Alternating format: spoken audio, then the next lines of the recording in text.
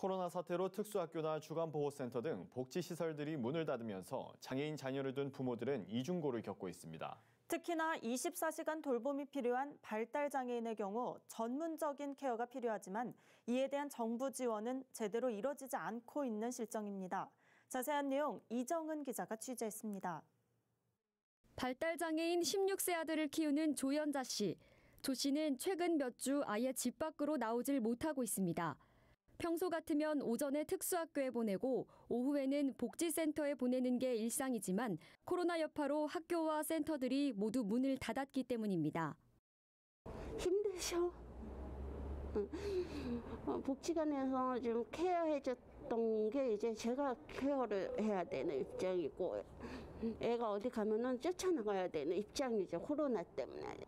학교 갈 때는 센터랑 복지관에 가서 치료를 받는데 그거를 못하니까 애들을 챙겨줘야 되고 일상생활이 다 바뀌어가지고 지금 너무 힘듭니다. 이에 대해 정부는 가족돌봄 휴가나 긴급돌봄 지원 등의 지원 대책을 내놓았지만 이마저도 장애인은 제대로 이용하기 어려운 현실입니다. 긴급돌봄은 부모 요청 시 활동지원사 파견을 지원해주는 제도입니다. 하지만 발달장애인은 일반 자녀와 달리 정신적 케어부터 심한 경우 용변 처리까지 전문성을 요하는 돌봄이 이뤄져야 하는데 취재 결과 이러한 역할이 가능한 특수교사 지원이 제대로 이루어지지 않는 것으로 확인됐습니다. 장애 아이들에 대한 특성에 대해서는 그래도 알고 계셔야 되는데 그것도 모르고 이제 선생님 아이들을 이제 케어하려고 하시는 분들도 많고 그렇다 보니까 이제 금방 그만두시고 조금 힘들면 그만두시는 거죠. 확인 전화 오실 때마다 솔직히 화가 나는 부분이 많죠.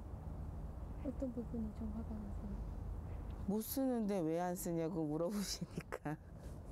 가족돌봄 휴가도 실효성 없기는 마찬가지입니다. 맞벌이 부부를 위해 유급휴가를 제공해 주는 건데 지원 대상이 18세 이하 자녀에만 한정됩니다. 하지만 발달장애인의 경우 성인이 돼도 가족의 돌봄이 필요한 경우가 많습니다. 성인 발달장애인 자녀를 둔 부모는 신청조차 하지 못하게 되는 겁니다.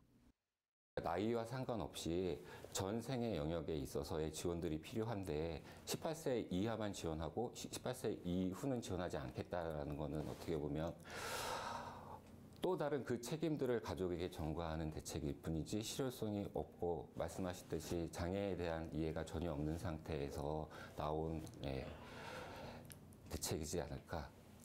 코로나 사태 사각지대에 놓인 장애인들, 특히 도움이 더 절실한 이들이 각종 제도에서 소외되지 않도록 정부 기관의 보다 세심한 배려가 필요해 보입니다. 구티비 뉴스 이정은입니다.